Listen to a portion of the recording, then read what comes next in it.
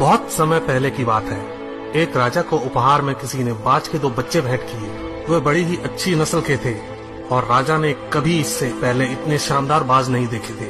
राजा ने उनकी देखभाल के लिए एक अनुभवी आदमी को नियुक्त कर दिया।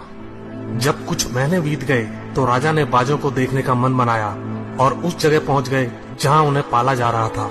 राजा ने देखा कि दोनों बाज काफी बड़े हो चुके थे और अब पहले से भी शानदार लग रहे थे।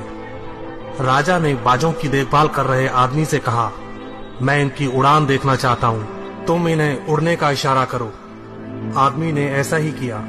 इशारा मिलते ही दोनों बाज उड़ान भरने लगे, पर जहाँ एक बाज आसमान की ऊंचाइयों को छू रहा था, वहीं दूसरा कुछ ऊपर जाकर उसी डाल पर आकर बैठ गया जिससे वो उड़ा था। ये देख राजा को कुछ अजीब लगा। क्या बात है, जहाँ एक बाज इतनी अच्छी उड़ान भर रहा है, वहीं ये दूसरा बाज उड़ना ही नहीं चाह रहा।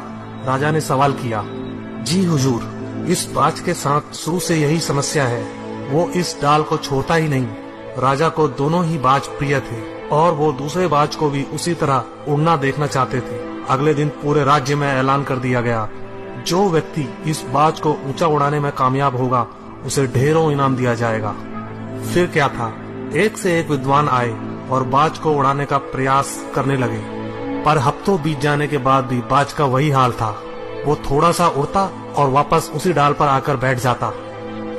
फिर एक दिन कुछ अनोखा हुआ। राजा ने देखा कि दोनों बाज आसमान में उड़ रहे हैं। उन्हें अपनी आंखों पर यकीन नहीं हुआ और उन्होंने तुरंत उस व्यक्ति का पता लगाने को कहा जिसने ये कारनामा कर दिखाया था। वह व्यक्ति एक किसान था।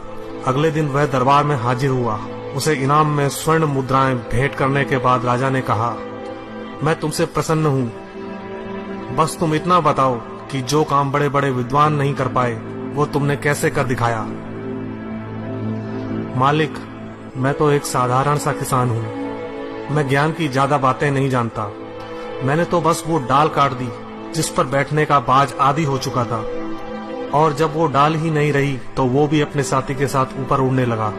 दोस्तों, हम सभी ऊंचा उड़ने के लिए ही बने हैं, लेकिन कई बार हम जो कर रहे होते हैं उसके इतने आदी हो जाते हैं कि अपनी उड़ान भरने की, कुछ बड़ा करने की काबिलियत को भूल जाते हैं। यदि आप भी सालों से किसी ऐसे काम में लगे हैं जो आपके सही पोटेंशियल के मुताबिक नहीं है, तो एक बार जरूर सोचिए कि कहीं आपको भी उस डाल को काटने की जरूरत तो नहीं जिस पर आप बैठे हैं। धन्यवाद दोस्तों।